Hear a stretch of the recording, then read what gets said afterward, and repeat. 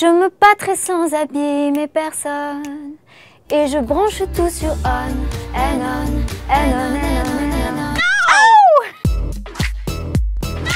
Quelle politicienne ferait une bonne chanteuse? Najat Vallaud-Belkacem, je l'aurais très bien vu pousser la chansonnette. Tu nous montres comment tu chauffes ta voix. C'est un petit tuto au chauffage de voix.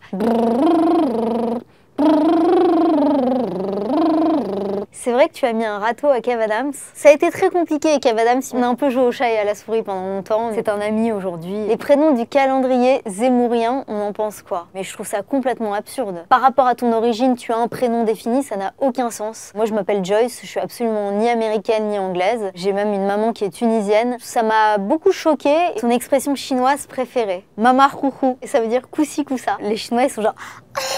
Genre, c'est trop mignon de dire mama rouhou. Depuis l'existence des réseaux sociaux, on n'a vraiment plus d'amis, on est de plus en plus seul. À la fois, on est à la recherche de sociabilité, on a vachement envie de rencontrer quelqu'un sur des applications, on peut passer un temps fou, c'est hyper chronophage. Et en même temps, on se ferme complètement à la vraie vie. Avec quel chanteur mort aurais-tu aimé faire un duo? Michel Berger, tellement. La copie du pianiste.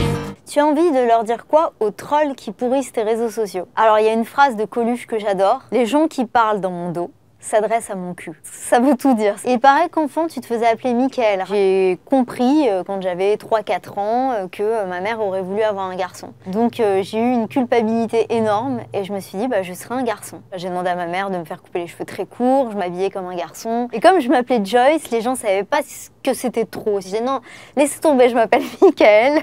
Ce que tu détestes le plus à Paris? La mauvaise humeur des serveurs, mais en même temps, quand je pars et que je reviens à Paris, je me dis que même ça m'a manqué. Tu nous chanterais un de tes tubes en mandarin, s'il te plaît? Moi, je suis